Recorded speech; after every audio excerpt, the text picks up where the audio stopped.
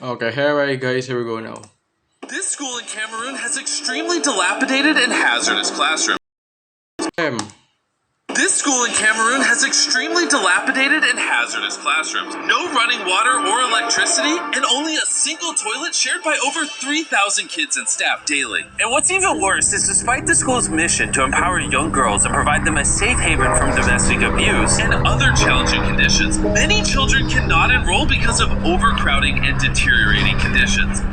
So, in this video, we're going to rebuild this school from this to this to this, and this to this, to give these kids a better opportunity at life. We started out by sending Dan and Darren there a few months ago to see how we could help.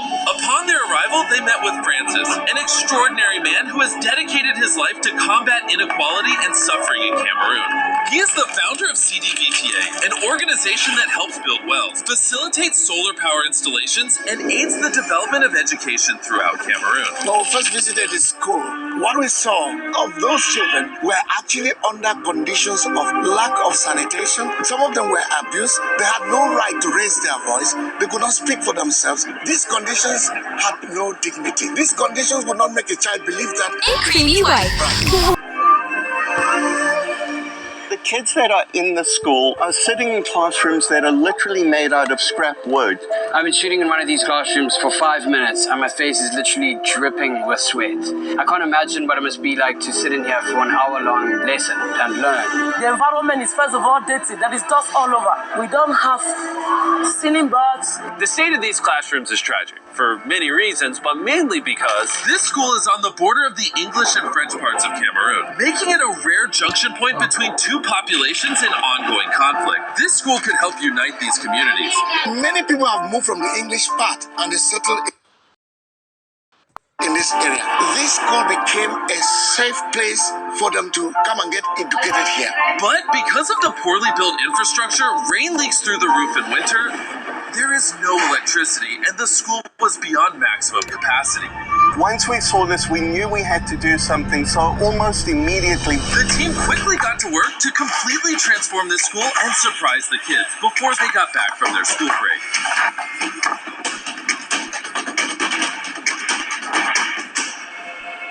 And before the kids returned from their holidays, Darren and Dan went to visit their brand new classrooms. Darren and I looked at the new structures which have airflow, they have lights, they have electricity. I can't wait to see the look on the kids' faces, the teachers' faces when they get to see the new classrooms, also the new bathrooms. The school is going to transform thousands and thousands of lives in the future. The next day, it was finally time to surprise the kids. there's a whole bunch of people outside the school. This is really exciting. The school was the busiest it had ever been, with kids beyond excited to get a glimpse of the brand new classrooms. I just got out of the car. There's a whole bunch of people over here to welcome me. This is a little bit crazy. The headmaster then led Darren to the new classrooms, where he would officially cut the ribbon and declare the new school open.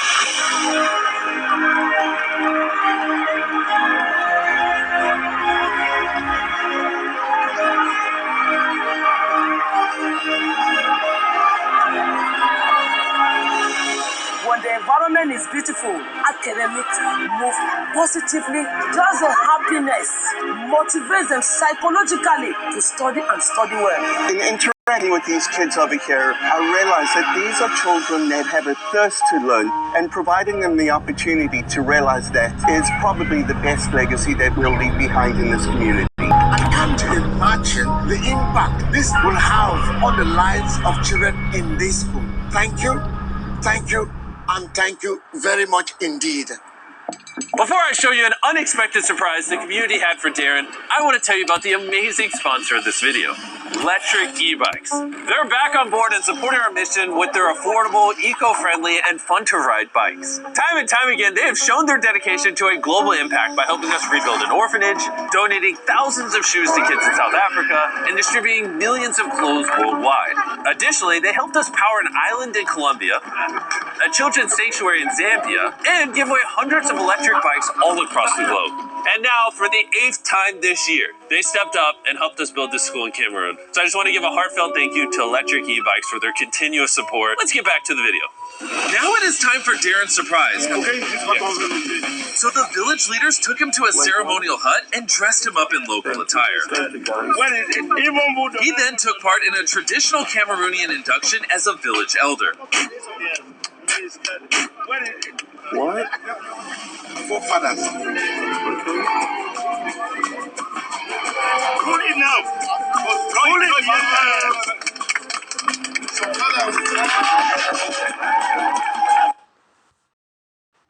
I've just been honored as a chief in the village.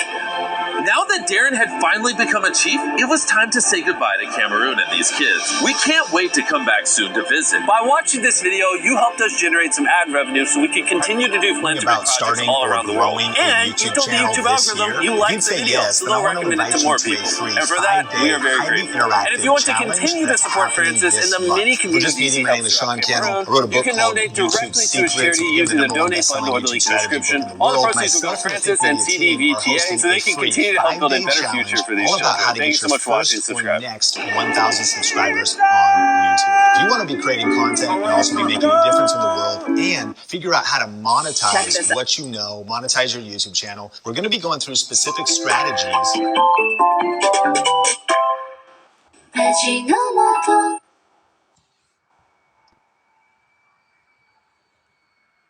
Here we go now. Have you been thinking about starting or growing a YouTube channel this year? If you'd say yes, then I want to invite you to a free 5-day, highly interactive challenge that's happening this month. If you're just meeting, my name is Sean Cannell. I wrote a book called YouTube Secrets. It became the #1 best-selling YouTube strategy book in the world. Myself and the Think Media team are hosting... Sit back and relax.